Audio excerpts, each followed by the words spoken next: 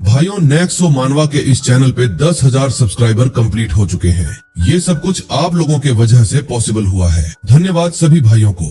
ये mad dog series का 16 से 20 चैप्टर तक है। अगर आपने अभी तक 1 से 15 तक वाला वीडियो नहीं देखा है तो पहले उसको देख लो, फिर ये कंटिन्यू करो। पिछली पार्ट में हमने देखा था कि टोनी उस साइको ताकितो को हराने के बाद जब हॉन्ग सॉन्ग के साथ ट्रेनिंग कर रहा था। अब आगे हॉन्ग सॉन्ग कहता है कि सबसे मजबूत बनने के लिए तुम्हें सिर्फ अपने मन की ताकत से शरीर को कंट्रोल करना पड़ता है। वो फिर सबक जारी रखते हुए कहता है कि शरीर की यांत्रिकी समझना ही सच्चा प्रभावी प्रहार देने का एकमात्र तरीका है। आदमी टोनी को कंकाल का चित्र लेने को कहता है और सब याद करने को, ताकि फ्यूचर की फाइट्स में ठीक परफेक्ट बॉडी पार्ट पे अटैक लगा सके। हॉन्ग सॉन्ग चेतावनी देता है कि इम्पोर्टेंट पॉइंट्स को याद किए बिना वो सिर्फ अंधेरे में घूंसे मारने के बराबर है। वो ये भी सिखाता है कि हमला करते वक्त ओपोनेंट को रोककर घुटने से अधिकतम नुकसान पहुंचाओ। जब टोनी किक की प्रैक्टिस करता है, हॉन्ग सॉन्ग चिल्लाता है कि ये किक गलत है और पैरों में सारी ताकत कलेक्ट करने को कहता है। सुधार के बाद हरकत बहुत बेहतर आती है और हॉन्ग सॉन्ग इम्प्रूवमेंट की तारीफ करता है और चाल एक बार फिर दोहराने को कहता है। हॉन्ग सॉन्ग फिर और ज्यादा स्पीड मांगता है और टोनी के दोनों पैरों का परफेक्ट उपयोग करके सही हमला करने को कहता है। टोनी ऑर्डर मानता है और पावरफुल लात मारता है जो पंच बैग को तोड़ देती है। हार्ड एक्सरसाइज में अपने सारे ग्रोथ को दिखाते हुए एकाग्र नजर के साथ हॉन्ग सॉन्ग अपनी सिखाई ट्रेनिंग का रिजल्ट देखता है और टोनी के एफर्ट से खुश लगता है। पहले से कपड़े पहनकर आदमी टोनी के स्किल्स की तारीफ करता है और टोनी उसे अब तक सीखे इम्पोर्टेंट फाइट स्किल्स और टेक्निक के लिए धन्यवाद कहता है। हॉन्ग सॉन्ग चेतावनी देता है कि अब वो खुद लड़ सकता है और पहला ओपोनेंट सबसे इम्पोर्टेंट है अपनी काबिलियत साबित करने के लिए। इसके साथ वो सुझाव देता है कि सेल का लीडर सबसे इजी टारगेट होगा और टोनी को बिना एक पल सोचे उसे हरा देने का ऑर्डर देता है। हमारा टोनी नई चुनौती को कॉन्फिडेंस के साथ स्वीकार करता है। जैसे हॉन्ग सॉन्ग उसे कहता है कि इस जगह में उसे एक पागल कुत्ते की तरह बनना पड़ेगा जो सबको काटने के लिए तैयार रहे और जिससे सब डरे। तो भाइयों, अब टोनी का बॉडी आगे थोड़ा स्लिम और परफेक्ट देखने को मिलता है क्योंकि टोनी हार्ड ट्रेनिंग से थोड़ा पतला और हल्का सा पहले के मुकाबले अलग लगता है। अचानक लाउडस्पीकर घोषणा करता है कि फ्री टाइम खत्म हो गया है और सभी कैदियों को तुरंत अपनी कोठरियों में वापस जाना है। कैदी कमरों की तरफ चलते हैं और हमारा टोनी नई और खतरनाक मंजिल के साथ उनके साथ चलता है। हॉन्ग सॉन्ग युवक को आजादी देता है कि कैसे और कब लड़े, लेकिन याद दिलाता है कि प्रैक्टिस में जो अभ्यास किया है सब इस्तेमाल कर। उसी पल लड़का हॉलवे से गुजरता है, सेल के बाहर आकर रुक जाता है और सोचता है मुझे सोच समझकर फैसला करना होगा कि मुझे फ्री टाइम में सबके सामने लड़ना है या सेल में 1v1 लड़ना है। सीरियस लुक के साथ अपना चेहरा ऊपर उठाता है जैसे आखिरकार फैसला कर लिया हो। सेल में सेल लीडर को अजीब लगता है कि नया लड़का आज फ्री टाइम से इतनी जल्दी वापस आ गया है। लीडर फिर नाराज हो जाता है जबकि लंबे बाल वाला सेल में टोनी के बिस्तर पर लेटा दिखता है। टोनी उसे कहता है कि तुम मेरे बेड में क्या कर रहे हो, अपने बेड में जाओ। और वो कैदी कहता है कि इतना छोटा मत बनो यार, आज के लिए तुम जमीन में सो जाओ। इससे हमारा टोनी गुस्सा हो जाता है और जब वो उसे बेड से उठा देता है तो उसके चादर के नीचे किसी ने सुसु कर दी होती है और टोनी उस चादर को छोड़ देता है। लंबे बाल वाला कैदी इंसल्टिव स्माइल देता है। मॉकिंग मुस्कान के साथ लंबे बालों वाला आदमी दिखाता है कि वो अपने साथी पर सिर्फ मजाक कर रहा था। वो कैदी जोर जोर से हंसने लगता है और कमेंट करता है कि टोनी की रिएक्शंस हमेशा सबसे बेस्ट और मजेदार होती है। तभी टोनी अपना हाथ धोने जा रहा होता है तो सेल लीडर कहता है कि साले इतना ओवर रिएक्ट क्यों कर रहा है, उसने तो बस ब्लैंकेट से अपने हाथ साफ किए हैं। हाथ धोते हुए टोनी को सिंक पर लीडर कहता है कि यहाँ सब मर्द हैं तो हमें एक दूसरे के साथ हेल्प करना चाहिए। उसी पल सेल लीडर टोनी के पास आता है और कहता है कि अगर टोनी को प्रोटेक्शन चाहिए तो उसकी भी छोटी सी कीमत है। वो कहता है कि वो चीफ की तरह जबरदस्ती नहीं करेगा। टकला कैदी की बात कर रहा है जो बॉस के नीचे लेवल का बंदा है। फिर घिन वाले लुक के साथ टोनी उस कैदी को घूरता है और दिखाता है कि वो उस जगह किसी भी तरह की धमकी एक्सेप्ट नहीं करेगा। इसके साथ टोनी उस आदमी को कोहनी से खतरनाक ब्लो मारता है और चिल्लाकर कहता है कि भाग जा। लीडर पीछे स्लाइड हो जाता है और कहता है कि क्या वो अपने आप को बहुत ज्यादा कूल समझ रहा है। फिर वो आदमी फुल स्पीड से टोनी पर अटैक करता है और लीडर अपना पंच उसकी तरफ बढ़ाता है। तुरंत बाद टोनी फास्ट मूवमेंट से अटैक डॉज करता है और पूरे सेल में सबको दिखा देता है कि वो अब कमजोर नहीं रहा। सेल लीडर अपने चेहरे से खून पोंछता है और मान जाता है कि टोनी पहले से कहीं ज्यादा स्ट्रॉन्ग है। अपने चेहरे पर स्माइल के साथ सेल लीडर वार्न करता है कि अब उसे इस डिस्प्यूट को जीतने के लिए रियल फाइट करनी पड़ेगी। उसी पल सेल लीडर इम्प्रेसिव स्पीड से आगे बढ़ता है और पावरफुल ब्लो देने की तैयारी करता है। सेल लीडर अटैक करता है, लेकिन टोनी दोनों हाथों को बॉडी के सामने क्रॉस करके पंच को ब्लॉक कर लेता है। इम्पैक्ट से टोनी को जबरदस्त फोर्स महसूस होती है और टोनी शिकायत करता है कि सिर्फ एक हिट से उसके हाथ सुन्न हो गए हैं। इसके साथ सेल लीडर पूछता है कि क्या टोनी सोचता है कि कोई भी कल का आया लौंडा उसके जैसा लीडर के पोजीशन तक ऐसे ही पहुंच जाएगा। वो चिल्लाता है कि वो सबसे ज्यादा दूसरों के आगे घुटने टेकना नफरत करता है और बड़े गुस्से के साथ टोनी पर चार्ज करता है। आदमी आगे कहता है कि वो मसाकी और उसके जैसे आदमी से नफरत करता है। इसके साथ वो चीखता है कि तू बहुत पहले फिनिश हो चुका होता और पूरी ताकत से घूंसा मारता है, लेकिन टोनी अपने राइवल का पंच अपनी कोहनी से ब्लॉक कर लेता है और कहता है कि मुंह बंद कर, वरना इस क्रैम्प्ड सेल में चीजें और खराब हो जाएंगी। तुरंत बाद टोनी एब्सर्ड स्ट्रेंथ से ओपोनेंट की कलाई पकड़ लेता है और दिखाता है कि वो मजाक नहीं कर रहा है। टोनी फिर सेल लीडर को चिल्लाकर कहता है कि मासाकी को फिर से इंसल्ट करने की हिम्मत मत करना। क्विक मूवमेंट से टोनी उस सेल लीडर की बाह मरोड़ देता है, जो दर्द से चीख उठता है क्योंकि उसे अपनी हड्डियां टूटती महसूस हो रही हैं। गुस्से में सेल लीडर कसम खाता है कि वो इस बड़ी ह्यूमिलिएशन की वजह से टोनी की जान ले लेगा। दूसरे सेलमेट्स चौंक जाते हैं और एक पूछते हैं कि क्या सेल लीडर हमेशा से इतना कमजोर था। फाइट्स में टोनी टाइम वेस्ट नहीं करता और सेल लीडर की पसलियों पर प्रिसाइज ब्लो मारता है। उसे डिस्टेबलाइज करने के लिए ओपनिंग का फायदा उठाकर टोनी राइवल की टांग पर लात मारता है, जिससे वो इंटेंस कॉम्बैट में पूरी तरह बैलेंस खो देता है। एक मेमोरी सरफेस होती है और हम देखते हैं कि डॉक्टर घुटने की लिगामेंट्स के बारे में एक्सप्लेन कर रही है कि वे कितना तेज दर्द देते हैं। लेसन याद रखकर टोनी ठीक उसी वाइटल पॉइंट पर लात मारता है और दिखाता है कि उसने एनाटॉमी का लेसन अच्छे से सीख लिया है। ओपोनेंट के बैलेंस खोने पर टोनी अटैक जारी रखता है और दिखाता है कि फाइट अभी सेल में खत्म नहीं हुई है। टोनी फिर सेल लीडर के चिन पर पावरफुल किक मारता है, जिसे स्विफ्ट और एक्यूरेट ब्लो से डिफेंड नहीं कर पाता। फॉल का फायदा उठाकर टोनी सेल लीडर के ऊपर चढ़ जाता है और पंचों की सीरीज देने लगता है। टोनी गिरे हुए आदमी को बिना दया के पीटता है ताकि सबको दिखा दे कि अब यहाँ कौन बॉस है।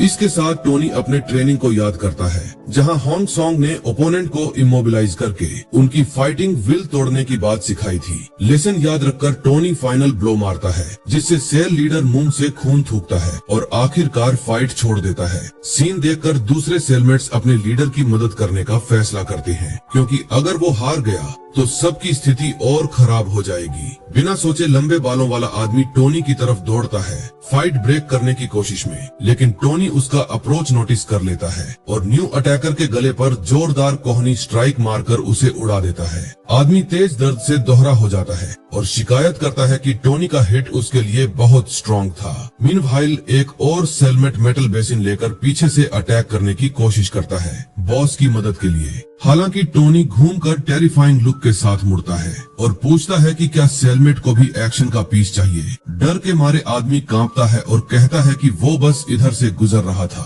और उनकी फाइट में शामिल नहीं होना चाहता था। जमीन पर सेल लीडर डिस्ट्रैक्शन का फायदा उठाकर अपने गंदे कपड़ों के नीचे से मेकशिफ्ट वेपन निकाल लेता है। नफरत भरी नजर के साथ वो सरप्राइज अटैक की तैयारी करता है और दिखाता है कि वो हार इतनी आसानी से स्वीकार नहीं करेगा। वो चिल्लाता है कि टोनी को अपनी गार्ड नीची नहीं करनी चाहिए थी और ब्लेड लेकर फाइनल अटैक के लिए लॉन्च करता है। उसी पल वेपन टोनी के साइड में घुस जाता है, जिससे उसे तेज और अनएक्सपेक्टेड पेन महसूस होता है। अटैकर चिल्लाता है कि साले टोनी अब मर जा और फिर से हिट करने की कोशिश करता है, लेकिन टोनी उसके हाथ को पकड़ लेता है और आंखें रेड ग्लो करते हुए टोनी अपने राइवल को घूरता है और वार्न करता है कि मरने वाला मैं नहीं तू है। इंजर्ड होने के बावजूद टोनी राइवल के आर्म पर प्रिसाइज ब्लो मारता है। सेल लीडर को टोनी से इतनी क्विक रिएक्शन की उम्मीद नहीं थी। मेकशिफ्ट वेपन उड़कर जमीन पर गिर जाता है और सेल लीडर अपनी फाइट वाली एडवांटेज पूरी तरह खो देता है। टोनी हारे हुए आदमी को फ्लोर पर घसीटता है और दूसरे इनमेट्स को दिखाता है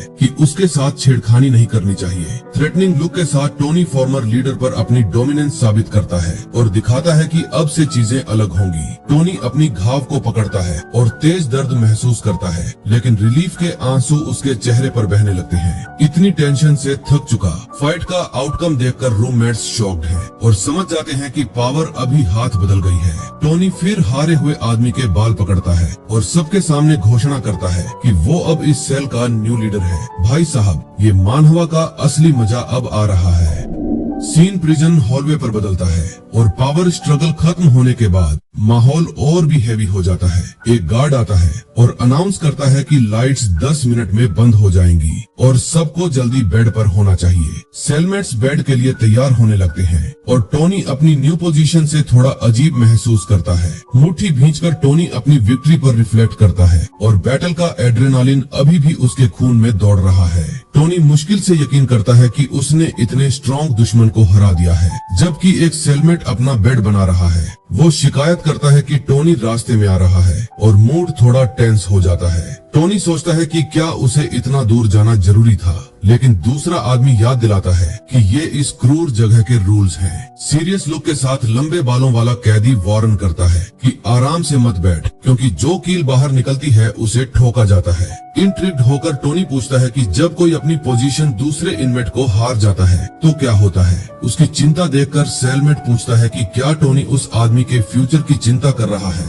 जिसे उसने अभी हरा दिया है। इसके साथ लंबे बाल वाला कैदी वार्न करता है कि अब टोनी जीत चुका है तो उसे अपनी स्ट्रेंथ छुपाने के लिए ढीले कपड़े नहीं पहनने चाहिए, और फाइनल वार्निंग देता है कि अब सब टोनी को चैलेंज करेंगे उसकी जगह लेने के लिए। लाइट्स बंद हो जाती हैं और गार्ड चिल्लाता है कि सब सो जाओ, जबकि हॉलवे की बार्स रिफॉर्मेटरी के टोटल ग्लूम में डूब जाती है। उसी पल टोनी लीडर के रिटर्न पर रिफ्लेक्ट करता है और जानता है कि अब उसके लिए चीजें बहुत कॉम्प्लिकेटेड होने वाली हैं। टोनी फिर समझता है कि इस जगह पर हाई रैंकिंग में चढ़ने के लिए उसे अपने मुक्कों का इस्तेमाल करना होगा और जनरल को अपना नेक्स्ट कॉम्बैट टारगेट बनाता है। टोनी अपने बेड पर बैठता है और सोचता है कि उसे अपने दोस्त मसाकी की खातिर और स्ट्रॉन्ग बनना होगा, जो उसके प्रोटेक्शन पर इतना डिपेंड करता है। लेटते हुए टोनी मानता है कि वो अभी भी परफेक्ट नहीं है और उसे होंग सॉन्ग की टीचिंग से और बहुत कुछ सीखना है। सीन फिर एम्प्टी प्रिजन हॉलवे को दिखाता है जो एब्सोल्यूट साइलेंस में डूबा हुआ है। जैसे ही रात उस हॉस्टाइल और ठंडे एनवायरनमेंट में गहरी होती है, स्टोन वॉल पर एक लोन शैडो पड़ती है जो दिखाता है कि कोई सब कुछ छुप कर देख रहा है। जल्द ही गार्ड अपनी नाइटली राउंड पर पावरफुल फ्लैशलाइट लेकर गुजरता है और ठंडी सेल्स को ब्रीफली इल्यूमिनेट करता है। उसी इंस्टेंट एक प्रिजनर छोटा पेपर होल्ड करता है और दिखाता है कि वो अपने विंग की लेटेस्ट इवेंट से बहुत वाकिफ है। लेकिन दूसरा आदमी पास आता है और अपने साथी को जनरल कहकर पुकारता है और दोनों इनमेट्स के बीच मिस्टीरियस मूड बढ़ जाता है। शांत लुक के साथ टू टोन हेयर्ड आदमी नोट पढ़ता है और कमेंट करता है कि फॉर्मर सेल लीडर ने पावर स्ट्रगल सच में हार गया। जनरल फिर हारे हुए आदमी को लूजर कहता है और दिखाता है कि उसे किसी का भी रिस्पेक्ट नहीं है जो अपनी पोजीशन मेंटेन नहीं कर सका। इसके साथ पावरफुल कैदी अपनी मुट्ठी जोर से भींचता है और समझता है कि टोनी आखिरकार अपनी ट्रू कलर्स दिखाने लगा है। इमेज साउथ डिस्ट्रिक्ट साइन पर फोकस करती है जो दिखाता है कि हाल की फाइट की खबर पूरे कॉम्प्लेक्स में फैल चुकी है। मीनवाइल किताबों से भरे रूम में कई हंसी गूंजती है जो दिखाता है कि कोई इस सिचुएशन को बहुत अम्यूजिंग और बिजार पा रहा है। Pink haired south boss Tetsu smirk के साथ कहता है कि टोनी ने उस क्रूर डिस्प्यूट में उसकी कल्पना से कहीं बेहतर परफॉर्म किया। तेत्सु फिर बेड पर लेटे हुए हंसता है और अपने राइवल के वॉरिड लुक की कल्पना करता है जब उसे टोनी की सरप्राइजिंग विक्ट्री की खबर मिलेगी। उसी पल हम वेस्ट डिस्ट्रिक्ट साइन देखते हैं और साफ है कि अब प्रिजन के सभी सेक्टर्स न्यू फाइटर टोनी का नाम जान चुके हैं। लोनली लॉकर रूम में एक मस्कुलर आदमी जिसके चेहरे पर स्कार है, वो नेक्स्ट सेल में हुए इंटेंस कॉम्बैट के मैसेज को पढ़ता है। मिलिशियस स्माइल के साथ वेस्ट बॉस शू काजामी कंफर्म करता है कि टोनी ने सच में फाइट जीत ली है और टोनी की पोटेंशियल में बहुत इंटरेस्टेड लगता है। सीन ईस्ट डिस्ट्रिक्ट पर शिफ्ट होता है जहां एक गार्ड हॉलवे में चल रहा है और टोनी की विक्ट्री की खबर वहां भी पहुंच जाती है। वो हल्का सेल डोर पर नॉक करता है और एरिया के बॉस को इम्पोर्टेंट मैसेज देने की तैयारी करता है। इसके साथ वो ईस्ट विंग बॉस कोची नारुसे को इन्फॉर्म करता है कि टोनी ने फॉर्मर सेल लीडर को टफ फाइट में हरा दिया।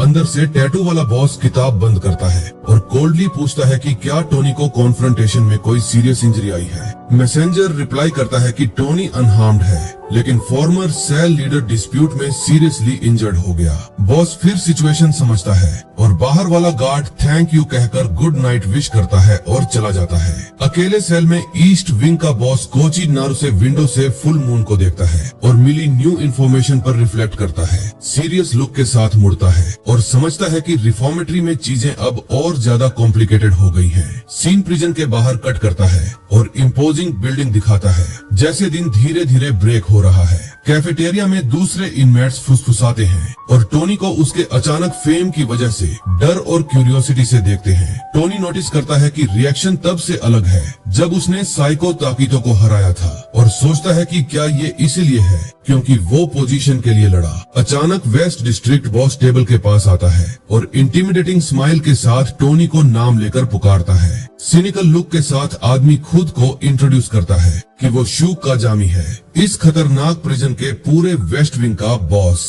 टोनी पूछता है कि क्या दूसरे बॉस को किसी दूसरे के विंग में आने का परमिशन है, क्या कानामोटो गुस्सा नहीं होगा और क्या उसके लिए यहाँ सेफ है। लेकिन बॉस कहता है कि वो नॉर्थ लीडर कानामोटो के साथ अच्छा चलता है तो कोई प्रॉब्लम नहीं। शू काजामी फिर जोक करता है कि अगर तेत्सु यहाँ आ गया तो कानामोटो जरूर गुस्सा करेगा। टोनी सीधे पॉइंट पर आता है और पूछता है कि वो क्या चाहता है। इसके साथ स्कार वाला आदमी खुलासा करता है कि कानामोटो उसे किसी भी कीमत में नहीं छोड़ेगा, लेकिन वो टोनी में पोटेंशियल देखता है और उसकी मदद करना चाहता है। कंफ्यूज टोनी प्रपोजल नहीं समझता और पूछता है कि मदद का ऑफर असल में क्या मतलब रखता है। विकेट स्माइल के साथ बॉस टोनी को प्रोटेक्शन ऑफर करता है, बदले में टोनी को रिफॉर्मेटरी के अंदर उसका स्पाई बनना होगा। टोनी प्रपोजल रिपीट करता है और लीडर कहता है कि चूंकि वो भी पूरे एक डिस्ट्रिक्ट का बॉस है तो ये प्रोटेक्शन टास्क उसके लिए बहुत आसान है। लेकिन बिना सोचे टोनी ऑफर रिजेक्ट कर देता है, जिससे powerful waste district boss speechless रह जाता है। बॉस शॉक्ड होकर पूछता है कि क्या टोनी सोचता है कि वो अकेले कानामोटो और उसके आदमियों से लड़ सकता है। शांत रहकर टोनी एक्सप्लेन करता है कि अगर कोई पावरफुल व्यक्ति उसके जैसे पहले से बने टारगेट से मदद मांग रहा है तो इसका मतलब है कि उसके पास कोई एलाइज नहीं है। टोनी आगे कहता है कि लीडर अकेला कुछ नहीं कर पाएगा और फाइट में मदद करने से पहले ही उसे मार दिया जाएगा। गुस्से में शू काजामी टेबल पर हाथ पटकता है और टोनी के रिजेक्शन पर अपना पूरा फ्रस्ट्रेशन दिखाता है। बॉस फिर खड़ा होता है, टोनी से कहता है जो करना है कर और कैफेटेरिया से बहुत इनोइड होकर बाहर निकल जाता है। जाते हुए बॉस सोचता है कि टोनी में बोल्ड एटीट्यूड है और वो अपने एक्सपीरियंस से बड़ा हो रहा है। इसके साथ एक प्रिजनर अपने साथी को बताता है कि सबको इन्फॉर्म कर दो कि टोनी ने काजामी के ऑफर को रिजेक्ट कर दिया। बाद में एक इनमेट पूछता है कि टोनी पर इतना अटेंशन क्यों दिया जा रहा है, सिर्फ इसीलिए क्योंकि उसने एक लीडर को हरा दिया। इसके साथ कैदी कमेंट करता है कि उसने सोचा था टोनी क्राई बेबी है, लेकिन उसने सबकी एक्सपेक्टेशंस को पीछे छोड़ दिया। भैया टोनी मेरे को तो हॉन्ग सॉन्ग की तरह दिख रहा है थोड़ा थोड़ा। सीन में टोनी हॉलवे में चल रहा है, तभी एक वॉइस टोनी के नाम से पुकारती है, जिससे वो अचानक सेल की तरफ जाते हुए रुक जाता है। मुड़कर टोनी देखता है कि दो कैदी पास आ रहे हैं और उनमें से एक उस जगह का बहुत इम्पोर्टेंट फिगर लगता है। ये कोई और नहीं बल्कि कोची नारू से होता है। लंबा आदमी पास आता है और कहता है कि आखिरकार वो पहली बार पर्सनली मिल रहे हैं। फिर वो सिगरेट जलाता है और खुद को इंट्रोड्यूस करता है कोची नारू से, पूरे ईस्ट डिस्ट्रिक्ट का पावरफुल बॉस। भाई के लिए खुद गार्ड लाइटर जला रहा है यार, इसका ओनरा तो भयंकर है ब्रो। सीन फिर टोनी को बार्ड विंडो के पास अकेला दिखाता है, जैसे वो न्यू अनएक्सपेक्टेड एनकाउंटर को प्रोसेस कर रहा है। हाथ थोड़ी पर रखकर टोनी थॉटफुल लगता है और समझने की कोशिश करता है कि अचानक ये सारे लीडर्स उससे क्या चाहते हैं। लेकिन अचानक टोनी किसी से टकरा जाता है और वो गिरने ही वाला होता है। पसीने भरे चेहरे के साथ वो सॉरी कहता है। ये ईस्ट बॉस कानामोटो का राइट हैंड है। ये बंदा विंग का जनरल भी होता है। अपनी गैंग के साथ आता है और स्माइल के साथ कहता है कि आखिरकार वो जिसे ढूंढ रहा था मिल गया। टोनी न्यू एनिमी का सामना करता है और पूछता है कि पूरे हेंचमैन के इंटरेस्ट के साथ वो उससे क्या चाहता है। इसके साथ एक आदमी गुस्सा होकर चिल्लाता है कि साले टोनी, और उसे रिस्पेक्ट दिखाने को कहता है क्योंकि वो इची इशिदा नॉर्थ विंग का जनरल से बात कर रहा है। इस पर टोनी समझता है कि एक और बॉस आ गया है और सोचता है कि क्या इसको कानामोटो ने भेजा है, क्योंकि नॉर्थ विंग तो टोनी के ही है और इसका लीडर कानामोटो है। जनरल फिर खुलासा करता है कि हारा हुआ सेल लीडर उसका आदमी था और टोनी सिचुएशन समझ जाता है। स्माइल के साथ पावरफुल इनमेट कहता है कि वो टोनी से फाइट नहीं करेगा क्योंकि उसके लिए आसान नहीं होगा। टू टोन हेयर्ड आदमी फिर अपने हेंचमैन को ऑर्डर देता है कि टोनी को प्रॉपर वेलकम दो और फाइट शुरू हो जाती है। टाइम वेस्ट न करते हुए टोनी पहले पंच को डॉज करता है और दोनों ओपोनेंट्स का एक साथ सामना करने की तैयारी करता है। टोनी एजिलिटी से ब्लोज डॉज करता है और दिखाता है कि टफ ट्रेनिंग सच में काम आई। फर्म आर्म्स के साथ टोनी एक अटैक को ब्लॉक करता है और अपनी बिल्ट अप स्ट्रेंथ से काउंटर करने की तैयारी करता है। दांत भींचकर टोनी दोनों दुश्मनों के प्रेशर को सहता है और ओपनिंग ढूंढने पर फोकस करता है। क्विक मूवमेंट से एक आदमी टोनी के चेहरे पर सॉलिड पंच मार देता है जिससे वो ब्लीड करने लगता है। इंजर्ड होने के बावजूद टोनी पैरों पर खड़ा रहता है। एक कैदी पीछे से वॉर करने जाता है लेकिन टोनी आर्म से दूसरे पंच से खुद को बचाता है और दिखाता है कि वो ग्रेट न्यूमेरिकल डिसएडवांटेज में भी आसानी से नहीं हारेगा। ओपनिंग देखकर एक कैदी फाइनल किक की तैयारी करता है और टोनी समझ जाता है कि वो बहुत डेंजरस सिचुएशन में है। उसका किक सीधे टोनी के घुटने में लगता है, सेम जैसे टोनी ने सेल लीडर को मारा था। ठीक उसी पल दूसरा वाला कैदी उसके पीछे से सिनेस्टर स्माइल दे रहा होता है। वो सीधे टोनी के गर्दन पे अटैक करके उसे जमीन में नॉकआउट कर देता है। जमीन पर पिन डाउन होकर टोनी दर्द से तड़पता है, जबकि एक आदमी पूछता है कि क्या उसे बैटल का मजा आया। जनरल पास आता है और पूछता है कि सिर्फ उसके 2 वीकेस्ट आदमियों से हारने का कैसा फील है। वो फिर वार्न करता है कि सेल लीडर उन सबसे वीकेस्ट था और उसे हराना उसे शैलो पॉन्ड में छोटी मछली बनाता है। जनरल स्क्वाट करता है और कहता है कि वो जेनरस है लेकिन उन्हें माफ नहीं करता जो उसे दूसरों के सामने शर्मिंदा करते हैं। स्माइल के साथ वो कहता है कि टोनी ने उसे लाफिंग स्टॉक बना दिया, इसलिए रिवेंज नेचुरल है। पूरी तरह बीटेन होने के बावजूद टोनी अपने विंग के जनरल को घूरता है जो अपने हेंचमैन को बाकी काम सौंपने की तैयारी करता है। नॉर्थ लीडर फिर मुड़ता है और अपने आदमियों से कहता है कि टोनी के साथ मजा करो जो अब पूरी तरह डिफेंसलेस है। फ्लोर पर लेटकर टोनी स्ट्रेंथ के बड़े डिफरेंस को समझता है और सोचता है कि वो सिर्फ एक ओपोनेंट से लड़ना जानता है। वो फिर सोचता है कि सबसे स्ट्रॉन्ग बनने का रास्ता सच में इतना दूर है क्या। सीन फिर उस डार्क रिफॉर्मेटरी की एक सेल के दरवाजे पर चेंज होता है जहां घातक खतरे भरे हैं। कमरे में वापस टोनी धीरे चलता है और हॉलवे में मिली हार के बाद चेहरे से खून पहुंचता है। अपनी सेल पहुंचकर उसके न्यू रूममेट्स उसे नास्टी फाइट के बाद डिप्लोरेबल हालत में देखते हैं। बेड पर बैठा फॉर्मर सेल लीडर भी बुरी तरह पीटा हुआ और ठंड से बचने के लिए चादर ओढ़े कमजोर आवाज में कुछ बड़बड़ाता है। टोनी दूर से सीन देखता है। टोनी सोचता है कि पास न जाए क्योंकि उसका सेलमेट अपना प्राइड रखता होगा और शायद इस हालत में देखा नहीं जाना चाहता। अचानक एक इनमेट मॉकिंग स्माइल और प्रोवोकेटिव एटीट्यूड के साथ फॉर्मर सेल लीडर के पास आता है। वो उसे नंबर से पुकारता है और कहता है कि फ्लोर से उठ क्योंकि अब उसके लिए इम्पोर्टेंट टास्क है। बुली कहता है कि उसे बाथरूम यूज करना है और वार्न करता है कि हारा हुआ आदमी अच्छे से जानता है कि इस सिचुएशन में उसे क्या करना है। प्योर हेट्रेड वाली नजर से एक्स लीडर ट्रबल मेकर को घूरता है और दिखाता है कि वो इस ह्यूमिलिएशन को चुपचाप स्वीकार नहीं करेगा। लेकिन कैदी पूछता है कि वो खुद को क्या समझता है और वो तो अभी भी रिकवर कर रहा है। आदमी पर वायलेंट ब्लो मारता है। इसके साथ वो कहता है कि एक्स बॉस अब सिर्फ कचरा है और इस तरह का ह्यूमिलेटिंग काम उसके जैसे लोगों के लिए है। फिर दूसरा लंबे बाल वाला इनमेट ज्वाइन करता है और गिरे हुए आदमी को चिल्लाकर कहता है कि वो अब इस सेल में कुछ नहीं है।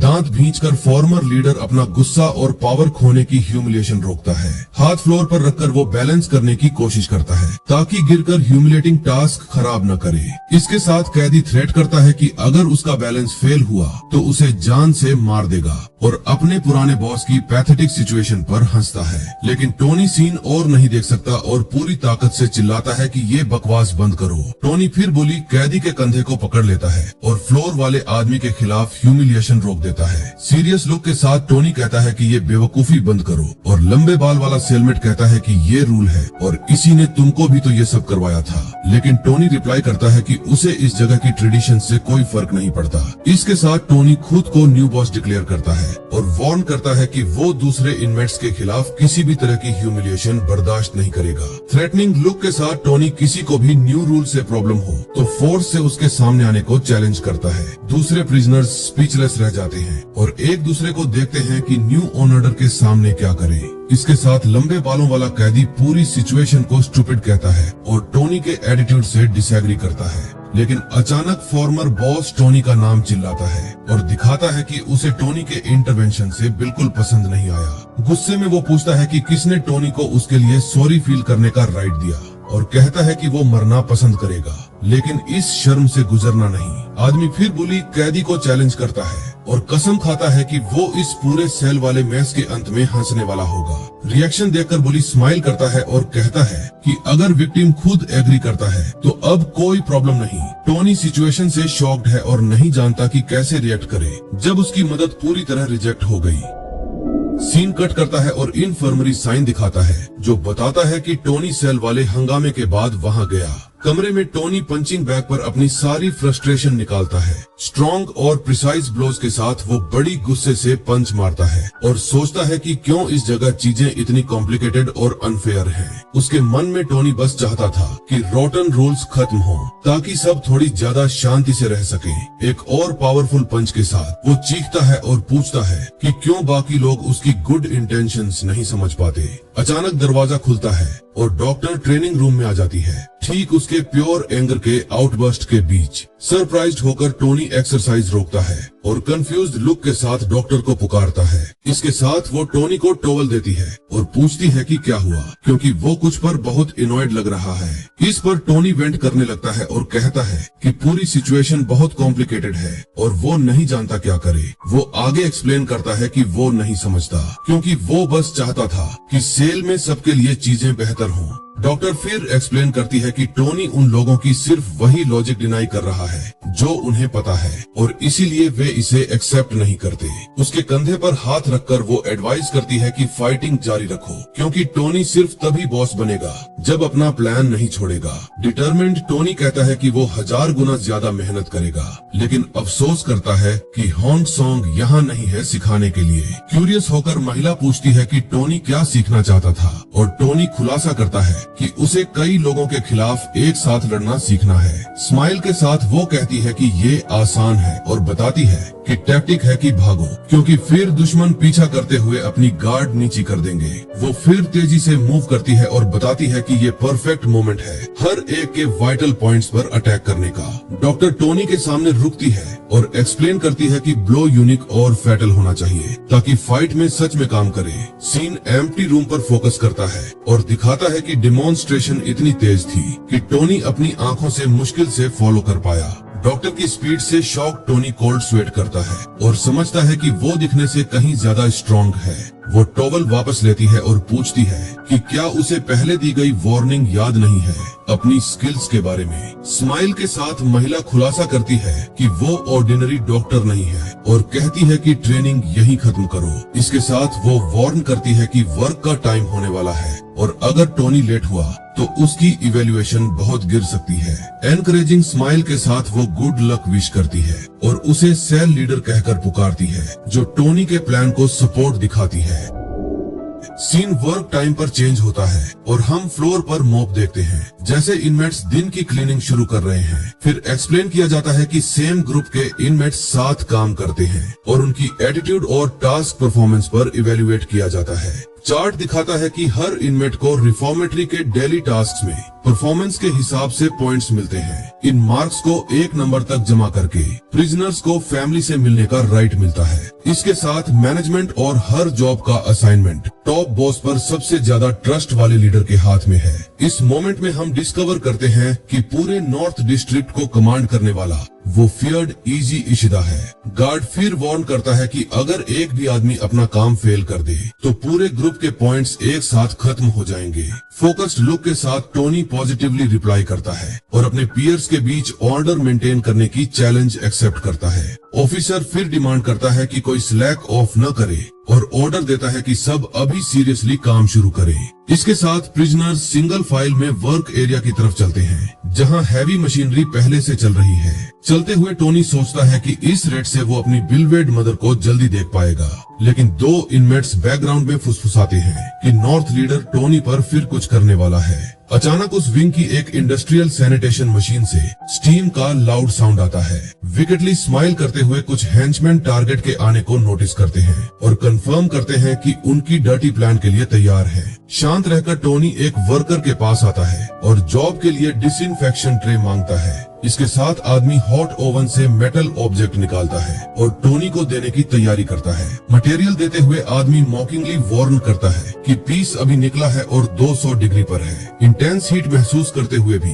टोनी भारी ऑब्जेक्ट को अपने मेटल ट्रांसपोर्ट कार्ट पर रखता है। उसी इंस्टेंट हम देखते हैं कि कार्गो व्हीकल का एक पहिया पूरी तरह ब्रोकन है। पसीना टपकते हुए टोनी समझता है कि इक्विपमेंट मूव ही नहीं करेगा और लेट होने की चिंता करता है। वर्कर फिर वार्न करता है कि एक्स्ट्रा कार्ड्स नहीं है और टोनी को सिर्फ हाथों से सब कैरी करने का ऑर्डर देता है। इसके साथ दूसरा इनमेट सिनिकली पूछता है कि क्या टोनी उस पूरी तरह डिस्ट्रॉयड व्हील से वेट पुश नहीं कर सकता। शॉर्ट हेयर्ड प्रिजनर सिचुएशन का मजाक उड़ाता है और स्टेट करता है कि इक्विपमेंट कांस्टेंट यूज का एक और सेकंड भी नहीं सह पाएगा। इसके साथ बुली पूछता है कि क्या टोनी डरा हुआ है और कहता है कि उसे इतनी वीक हीट से भागते देखकर डिसअपॉइंटमेंट हो रही है। इस पर टोनी समझ जाता है कि वे सब जानबूझकर कर रहे हैं और अपने राइवल्स की अनप्रोवोक्ड टॉन्टिंग से बहुत इनॉयड हो जाता है। टोनी फिर अपना पेशेंस खो देता है और कैदी के कॉलर को जबरदस्त फोर्स से पकड़ लेता है ताकि और डिसरिस्पेक्ट न बर्दाश्त करे। उसी मोमेंट दूसरे इनमेट्स डर जाते हैं और चिल्लाते हैं कि वो क्या कर रहा है, क्योंकि वे सब अपने वैल्यूएबल पॉइंट्स खो देंगे। जल्द ही एक साथी मदद के लिए चीखने लगता है और झूठ बोलता है कि टोनी बिना वजह किसी को मार रहा है। इसके साथ प्रिजनर्स का ग्रुप पास आता है और पूछता है कि क्या टोनी पूरी तरह पागल हो गया है जो इशिदा के टेरिटरी में ट्रबल कर रहा है। टोनी नोटिस करता है कि बड़ी भीड़ जल्दी इकट्ठी हो गई है और सोचता है कि वर्क एरिया पर नजर रखने वाले गार्ड्स कहाँ हैं। लेकिन ग्रुप में बड़ा आदमी बिजारली स्माइल करता है और खुलासा करता है कि ऑफिसर्स ब्रेक पर हैं और जगह पूरी तरह क्लियर है। उसी इंस्टेंट टोनी समझ जाता है कि ये सब नॉर्थ बॉस का ट्रैप था और वो इतने सारे दुश्मनों को एक साथ नहीं हरा सकता। पुश के साथ वो कैदी अपने कॉलर को छोड़वा लेता है और कहता है कि टोनी को शुरू से ही ऑर्डर्स फॉलो कर लेने चाहिए थे ताकि ये अननेसेसरी सफरिंग न हो। फिर एक हाथ तेजी से टोनी के सिर की तरफ बढ़ता है और वो सरप्राइज अटैक से बचने के लिए टाइम पर रिएक्ट नहीं कर पाता। बड़ी वायलेंस से एक बड़ा अटैकर कैदी टोनी का चेहरा मेटल काउंटर पर धकेल देता है और आर्म पर इमेंस फोर्स से पिन कर देता है। इसके साथ बुली टोनी को वेट अकेले कैरी करने का ऑर्डर देता है और थ्रेट करता है कि अगर रेसिस्ट करता रहा तो उसका सिर वहीं हॉट मशीन में डाल देगा।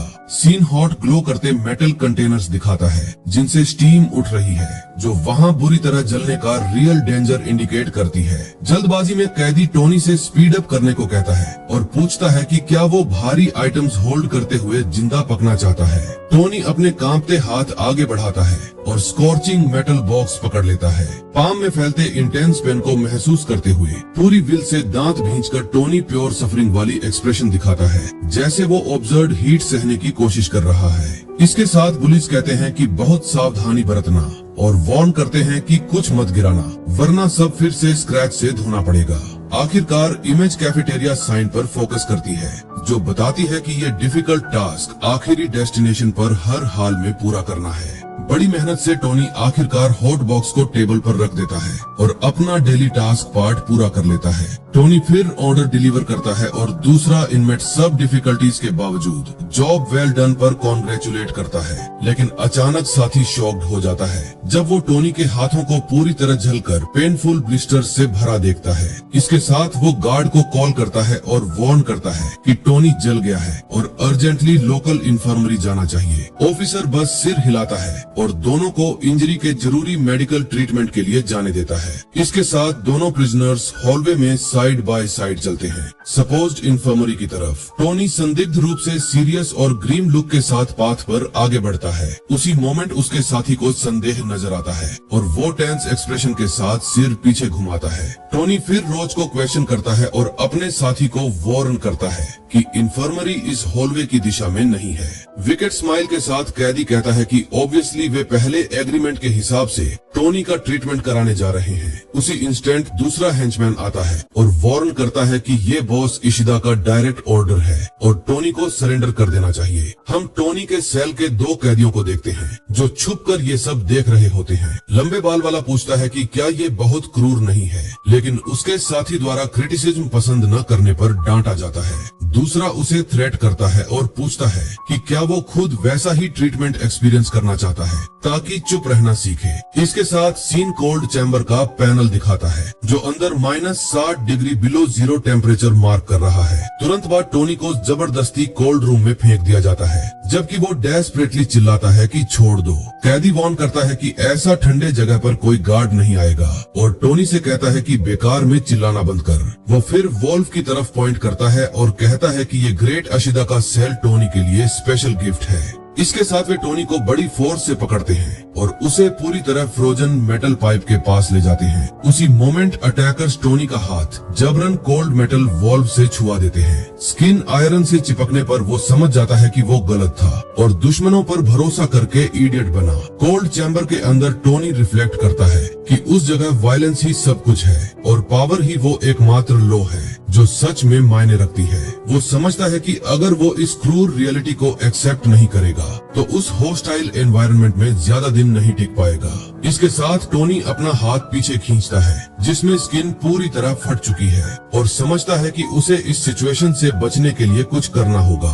वो दर्द से चीखता है जबकि अपना घाव पकड़ता है और खून कोल्ड फ्लोर पर टपकने लगता है। प्योर फ्यूरी वाली नजर के साथ वो सोचता है कि उसने इतनी मेहनत की है और अब इस तरह की ह्यूमिलिएशन चुपचाप बर्दाश्त नहीं करेगा। इसके साथ टोनी अपना ब्लडी फिस्ट भींचता है और फैसला करता है कि उम्मीद के बिना भी वो अपनी पूरी स्ट्रेंथ से रेसिस्ट करेगा।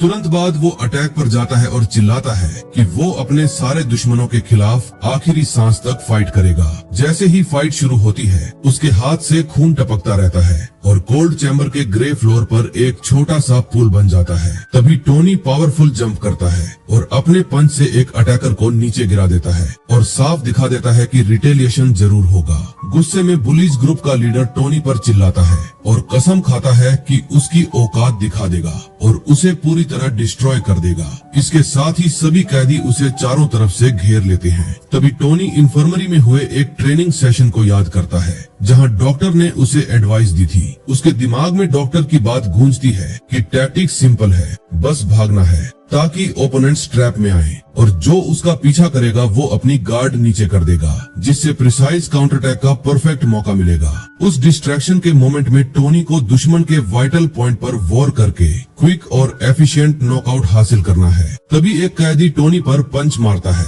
लेकिन टोनी उसे डॉज कर देता है और तुरंत उसके सिर पर एक पावरफुल किक मारकर फिनिशिंग ब्लो देता है और उसे गिरा देता है। अचानक हॉलवे के दरवाजे पर आवाज आती है और एक प्रिजन गार्ड वहां पहुंच जाता है जिससे पूरी सिचुएशन पलट जाती है। अटैकर्स ऑफिसर के अचानक आने से चौंक जाते हैं और सोचते हैं कि वो अपनी पोस्ट छोड़कर यहाँ क्या कर रहा है। गार्ड जोर से चिल्लाता है कि बस बहुत हो गया और सबको फाइटिंग बंद करने का ऑर्डर देता है क्योंकि अब काम पर लौटने का टाइम हो चुका है। वो चेतावनी देता है कि अगर हंगामा जारी रहा तो आज के टास्क के पॉइंट्स नहीं मिलेंगे और पनिशमेंट मिलेगा। गुस्से में पुलिस का लीडर इस इंटरफेरेंस पर शिकायत करता है और अधूरी लड़ाई के कारण अपना फ्रस्ट्रेशन दिखाता है। जाते जाते वो धमकी देता है कि अगली बार टोनी इतनी आसानी से नहीं बचेगा और अपने साथियों के साथ वहां से चला जाता है। धुंध में गायब होते हुए वो टोनी को अकेला छोड़ देता है। अकेले खड़ा टोनी सोचता है कि गार्ड ने उसे बचाया और उसे समझ आता है कि यशिदा कैदियों का इस्तेमाल करके उसे परेशान कर रहा है।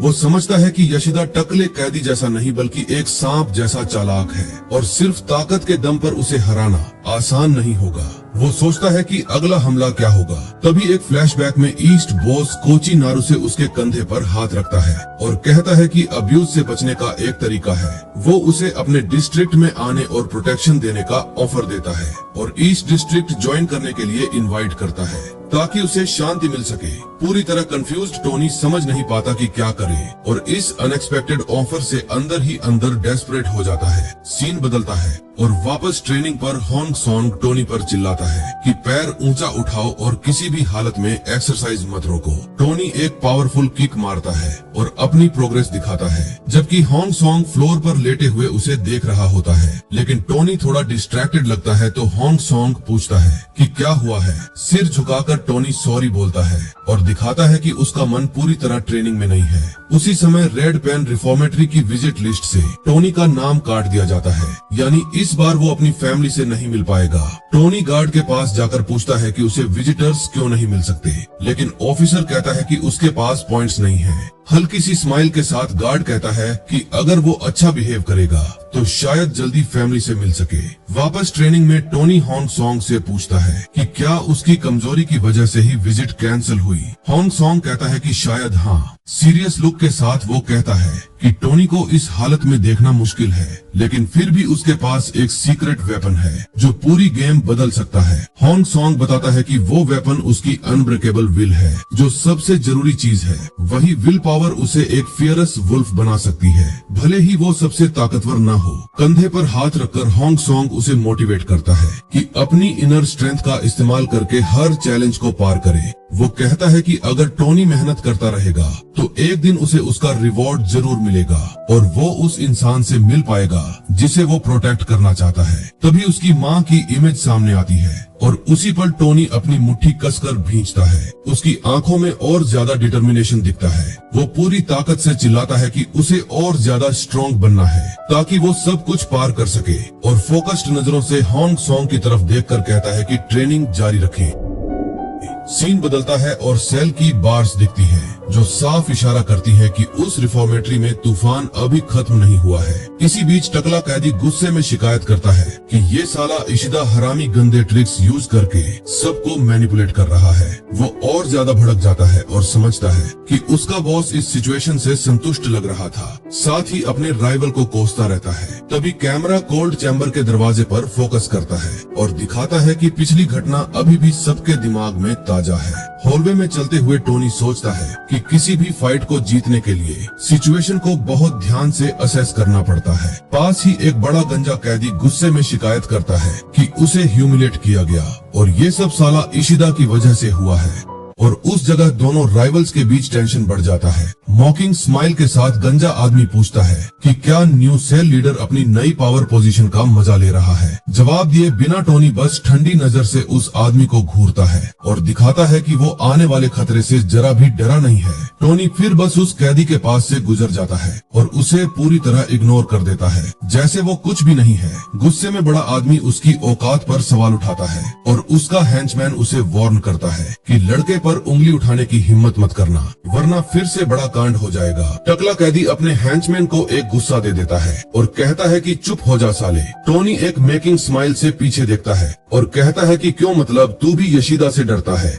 इस पर टकला कैदी और ज्यादा गुस्से में चिल्लाता है कि उस यशीदा का नाम मत ले, जबकि उसका आदमी उसे सब बताने की धमकी दे रहा होता है। इसके साथ गंजा आदमी पूरी तरह फ्यूरियस हो जाता है और कसम खाता है कि वो सबको साबित करके रहेगा कि वही उस जगह का सबसे स्ट्रॉन्ग इंसान है। इसके बाद टकला कैदी टोनी पर अटैक करता है, जिसे टोनी क्विक और डायरेक्ट ब्लो से डॉज नहीं कर पाता।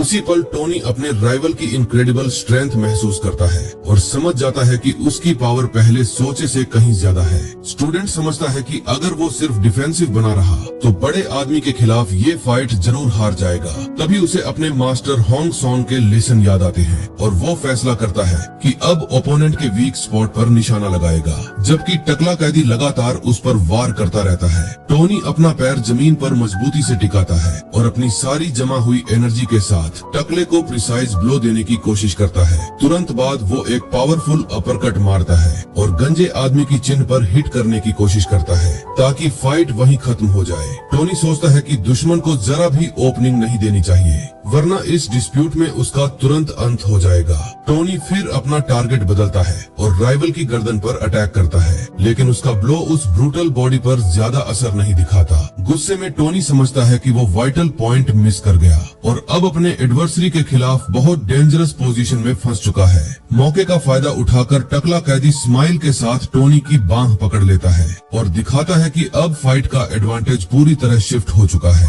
बिना किसी दया के वो टोनी के चेहरे पर एक एक वायलेंट हेडबट मारता है, जिससे टोनी उस सरप्राइज अटैक का ब्रूटल इम्पैक्ट महसूस करता है। ब्लो की फोर्स से टोनी कुछ कदम पीछे हिल जाता है और फ्लोर पर गिरने से बचने के लिए मुश्किल से खुद को संभालता है। पूरी तरह बीटन और ब्लीडिंग होने के बावजूद वो अपने ओपोनेंट का मजाक उड़ाता है और पूछता है कि क्या फाइट में वो बस इतना ही कर सकता है। टाइम वेस्ट न करते हुए टोनी अपने पैरों में फोर्स लगाता है और फिर आगे बढ़ने की तैयारी करता है। वो साफ दिखाता है कि अभी हार मानने वाला नहीं है। क्विक मूवमेंट के साथ वो गंजे आदमी पर चार्ज करता है और फैसला करता है कि अब वो अपने राइवल के बॉडी के लोअर पार्ट पर ब्लोज फोकस करेगा। इसके साथ टोनी किक मारने की कोशिश करता है, लेकिन उसका फिस्ट फ्लोर पर जोर से लग जाता है और अटैक सही तरीके से नहीं निकलता।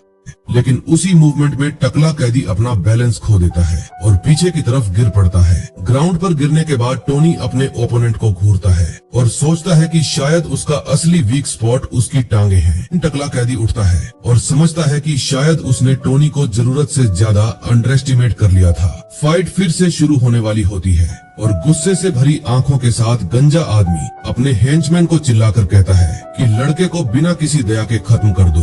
तभी साइड से दूसरा हेंचमैन आता है और टोनी को जल्दी नीचे गिराने के लिए क्विक ब्लो मारने की कोशिश करता है। प्रोटोगोनिस्ट के चेहरे पर हार्ड पंच लगता है और टोनी उस अटैक का इम्पैक्ट महसूस करता है जो उसे पूरी तरह सरप्राइज कर देता है। तुरंत बाद टकला कैदी उसकी पीठ पर भी वार करता है और न्यूमेरिकल डिसएडवांटेज अब कॉम्बैट पर भारी पड़ने लगता है। पूरी तरह बीटन होकर टोनी समझता है कि इस हालत में फाइट करना बेकार है, क्योंकि अकेले इतने सारे ओपोनेंट्स का सामना करना उसके लिए लगभग नामुमकिन है। तभी उसकी नजर किसी चीज पर पड़ती है और उसे हॉलवे में मौजूद खतरे से बचने का एक आइडिया मिल जाता है। वो ओपन कोल्ड चैम्बर का दरवाजा देखता है और समझ जाता है कि यही उसका आखिरी चांस है जिससे वो सब राइवल्स पर पलटा मार सकता है। बिना एक सेकंड गंवाए टोनी अपने ऑब्जेक्टिव की तरफ दौड़ पड़ता है, जबकि अटैकर्स उसके इस एक्शन को देखकर कंफ्यूज हो जाते हैं। इस पर गंजा आदमी एस्केप से इनवाइट होकर चिल्लाता है कि क्या टोनी सच में सोचता है कि वो इतनी आसानी से भाग सकता है। टोनी कोल्ड रूम के अंदर घुसने में कामयाब हो जाता है और अपने पीछा करने वालों से बचने के लिए दरवाजा जोर से बंद कर देता है। विकेट स्माइल के साथ टकला कैदी कहता है कि अगर लड़का हाइड एंड सीक खेलना चाहता है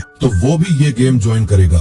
वो बंद दरवाजे को घूरता है और वार्न करता है कि ये एक डेडली गेम है जो प्रे के कैप्चर होते ही खत्म हो जाती है। इसके बाद टकला कैदी कोल्ड चैम्बर के दरवाजे के पास आता है और समझने की कोशिश करता है कि हीरो अंदर आखिर प्लान क्या कर रहा है। फिर वो धीरे धीरे उस डार्क रूम के अंदर एंटर करता है और टोनी को पुकारते हुए कहता है कि बाहर निकल और अपनी फाइनल डेस्टिनी फेस कर। कोल्ड फॉग के बीच आदमी अपने टारगेट को ढूंढता है, लेकिन डार्क एनवायरनमेंट में उसे कुछ भी साफ दिखाई नहीं देता। तभी अचानक अंधेरे से एक पावरफुल पंच निकलता है और सीधे गंजे आदमी के चेहरे पर लगता है, जिससे वो सरप्राइज अटैक से पूरी तरह शॉक्ड हो जाता है। इसी मौके का फायदा उठाकर टोनी डार्कनेस के बीच अपने दुश्मन पर लगातार अटैक शुरू कर देता है। मुंह से ब्लड निकलते हुए टकला कैदी अटैक से फ्यूरियस हो जाता है और समझ जाता है कि अब सिचुएशन उसके लिए बहुत खराब हो चुकी है। वो तुरंत दरवाजे की तरफ भागने की कोशिश करता है और टोनी को चिल्लाकर कहता है कि उसके साथ मत खेल, क्योंकि अब चीजें और ज्यादा खराब होने वाली हैं। लेकिन टोनी उससे ज्यादा तेज निकलता है और गंजे आदमी के भागने से पहले ही कोल्ड चैम्बर का दरवाजा फिर से बंद कर देता है। अब -150 डिग्री बिलो जीरो टेम्परेचर के अंदर फंसा आदमी गुस्से में कसम खाता है कि वो टोनी को हमेशा के लिए उसके डूम में भेज देगा। सीन बदलता है और रात के अंधेरे में पूरी प्रिजन बिल्डिंग दिखाई देती है, जैसे अलग अलग फैक्शंस के बीच टेंशन अब और ज्यादा बढ़ती जा रही हो। उसी दौरान हम देखते हैं कि प्रिजनर्स का एक ग्रुप उस खतरनाक डिटेंशन सेंटर के डार्क कॉरिडोर से हड़बड़ी में भाग रहा है। एक आदमी अपने साथियों को जल्दी करने को कहता है और चिल्लाता है कि उन्हें तेजी से रन करना होगा, वरना वे टाइम पर अपनी डेस्टिनेशन तक नहीं पहुंच पाएंगे। तभी टोनी उस कैदी के कंधे पर हाथ रखकर उससे कुछ पूछने की कोशिश करता है, लेकिन वो कैदी उसका हाथ झटक देता है और जल्दी आगे बढ़ने लगता है। उसका एटीट्यूड टोनी को बिल्कुल पसंद नहीं आता। टोनी फिर उससे पूछता है कि आखिर हुआ क्या है और वार्न करता है कि दोबारा उसके रास्ते में आने की कोशिश मत करना। इसके बाद टोनी उस पूरे रश को देखता है और सोचता है कि क्या ये लोग फिर से उसके रूम की तरफ ट्रबल करने जा रहे हैं। तुरंत बाद वो पूरा ग्रुप एक सेल के सामने जाकर रुक जाता है और बहुत सीरियस लुक के साथ उस जगह को इन्वेड करने की तैयारी करने लगता है। लेकिन तभी टोनी वहाँ पहुँच जाता है और उन्हें रास्ते से हट जाने को कहता है, क्योंकि अब से वो इस सेल का न्यू लीडर है। डिटर्मिन्ड नजरों के साथ टोनी उन इन्वेडर्स का सामना करता है और साफ दिखाता है कि वो अपनी टेरिटरी में किसी भी तरह का मेस बिल्कुल बर्दाश्त नहीं करेगा। तभी फ्लोर पर पड़ा फॉर्मर सेल लीडर बुरी तरह पीटा हुआ दिखाई देता है और सोचता है कि आखिर उसके साथ ऐसा क्या हुआ कि उसे इतनी बेरहमी से पीटा गया। इसके साथ ईस्ट लीडर कोची नारू से कमेंट करता है कि उस टकला कैदी नगा ने अपना पूरा गुस्सा इस आदमी पर सिर्फ इसलिए निकाला क्योंकि वो टोनी को नहीं मार पाया और गुस्से में उसने फॉर्मर लीडर को ही बेरहमी से पेल दिया। इसके बाद पियर्सिंग गेज के साथ टोनी पूछता है कि कोची नारू से यहाँ क्यों आया है। इस पर कोची कहता है कि वो अभी भी टोनी के क्लियर जवाब का इंतजार कर रहा है। फिर वो एक्सप्लेन करता है कि टोनी सिर्फ इसीलिए ऊपर उठ पाया क्योंकि उस समय दूसरा गार्ड अपनी ड्यूटी पर स्लैक कर रहा था और यही बात नगा को बहुत ज्यादा फ्यूरियस कर गई। उसी मोमेंट कोची नारू से खुलासा करता है कि बेचारा पूर्व सेल लीडर मदद मांगने इशिदा के पास गया था, लेकिन उसकी रिक्वेस्ट रिजेक्ट कर दी गई क्योंकि अब वो किसी काम का नहीं रहा था। इसके साथ कोची समझाता है कि जब इंसान डर और डेस्परेशन में फंस जाता है तो उसकी पूरी मेंटल स्टेट टूटने लगती है। तभी कुछ ऑफिसर्स वहाँ चिल्लाते हुए आते हैं और कहते हैं कि ये कोई तमाशा नहीं है। फिर वे ऑर्डर देते हैं कि घायल कैदी को तुरंत उस एरिया से बाहर ले जाया जाए। फॉर्मर लीडर की हालत बिल्कुल सही नहीं लग रही होती और वो लगभग पागलों जैसा बिहेव कर रहा होता है। डिवास्टेटेड हालत में गिरा हुआ वो आदमी मुश्किल से बोल पाता है और जो कुछ उसके साथ हो रहा है उससे पूरी तरह डीप शॉक में दिखाई देता है। इसके साथ वो खुद को डिफेंड करने की कोशिश करता है और कहता है कि उसने जानबूझकर कुछ नहीं किया, उसे कुछ दिखाई नहीं दिया, जबकि वो एक गार्ड को लगातार पुश कर रहा होता है। सांस फूलने पर गार्ड उसकी रेसिस्टेंस से गुस्सा हो जाता है और बाकी ऑफिसर्स को ऑर्डर देता है कि उसे जल्दी रेस्ट्रेन करो वरना सिचुएशन पूरी तरह कंट्रोल से बाहर चली जाएगी। फॉर्मर लीडर डेस्परेट होकर चीखता है और उन्हें रोकने को कहता है। वो कसम खाता है कि वो अपनी इनोसेंस साबित कर सकता है। तभी वो आदमी पागलों की तरह अपने चेहरे को ढक लेता है और अपनी दोनों आंखें बाहर निकाल देता है। फिर डरावनी आवाज में कहता है कि बॉस, मैंने कुछ नहीं देखा, मेरी गलती नहीं है। ये देखकर वहाँ मौजूद हर इंसान की हालत खराब हो जाती है। गार्ड तुरंत अपना रेडियो निकालकर हॉस्पिटल को कॉल करता है और कंटेम्प्ट भरे अंदाज में कहता है कि अब ये आदमी पूरी तरह फिनिश हो चुका है। ये सब देखकर टोनी गुस्से में कहता है कि ये पूरी सिचुएशन रिडिकुलस है और यहाँ सिर्फ पावर होने से लोगों को जो मन आए वो करने का हक मिल जाता है। इस पर कोची नारू से उसकी बात से एग्री करता है और एक्सप्लेन करता है कि यही वजह है कि इस जगह हर कोई टॉप पर पहुँचने के लिए भागता है क्योंकि यहाँ नीचे गिरने वालों की जिंदगी बेहद मिजरेबल और सैड हो जाती है। इसके बाद कोची नारू से टोनी को ऑफर देता है कि वो उसे उसकी फैमिली से मिलवा सकता है और कहता है कि ईस्ट डिस्ट्रिक्ट में ये बिना ज्यादा स्ट्रॉन्ग बने भी संभव है। लेकिन टोनी सोच में पड़ जाता है और खुद से सवाल करता है कि कुछ साल की प्रोटेक्शन के बाद आखिर क्या होगा। वो समझ जाता है कि टेम्पररी पीस कभी भी रियल सॉल्यूशन नहीं हो सकती। तभी उसे अपनी माँ और खतरनाक कानामोटो याद आते हैं और वो सोचता है कि अगर वो कमजोर और दूसरों पर डिपेंडेंट रहा तो अपने प्रिय लोगों की प्रोटेक्शन कैसे कर पाएगा। अपनी मुट्ठी कसकर टोनी साफ कहता है कि उसे इस फ्लीटिंग पीस की जरूरत नहीं है और अपनी पूरी विल के साथ डिक्लेयर करता है कि उसे सिर्फ और ज्यादा पावर चाहिए। टोनी की ये बात सुनकर ईस्ट लीडर कोची नारू से हल्की स्माइल देता है और उसकी अनशेकेबल डिटर्मिनेशन से काफी संतुष्ट दिखाई देता है। आखिर में बॉस टोनी को वार्न करता है कि नगा जरूर रिवेंज लेने वापस आएगा और वो बहुत डेंजरस इंसान है। लेकिन टोनी इस वार्निंग की जरा भी परवाह नहीं करता क्योंकि अब वो एक बीस्ट बनने वाला है। तो भाइयों, इस वीडियो में मैंने 20 चैप्टर तक एक्सप्लेन कर दिया है और अगली वीडियो में आपको 1 से लेकर पूरे 25 चैप्टर तक का एक्सप्लेन देखने को मिलेगा, जो कि बहुत जल्दी आएगा क्योंकि इस चैनल पे जो भी मानवा एक्सप्लेन करता हूँ उसके सारे चैप्टर्स को कवर करता हूँ। आपके प्यार के लिए दिल से बहुत बहुत शुक्रिया। मिलते हैं नेक्स्ट वीडियो में। और हाँ भाई, एक बात और, कुछ लोग ऐसे हैं जो हर वीडियो तो देखते हैं लेकिन सब्सक्राइब नहीं करते। जब मैंने अपना स्टैट्स देखा तो करीब 91% लोग सब्सक्राइब किए बिना ही देख रहे हैं। तो बस इतना कहना चाहूंगा कि कोई जबरदस्ती नहीं है मेरे भाई। अगर आपको सच में मेरी डिटेल एक्सप्लेन पसंद आ रही है और दिल करे तो सब्सक्राइब कर लो। इससे मुझे खुशी भी मिलेगी और मोटिवेशन भी। और सब्सक्राइब करके रखने से आप मेरे अगले पार्ट्स मिस नहीं करोगे क्योंकि मैं हर सीरीज को एंड तक कंटिन्यू एक्सप्लेन करता हूँ। बाकी आपकी मर्जी। और जिन्होंने पहले से सब्सक्राइब कर रखा है तुम लोगों को दिल से प्यार भाई। So I am your host Nexo and you are watching Nexo manhwa explanation series. मिलते हैं नेक्स्ट वीडियो में। Bye bye.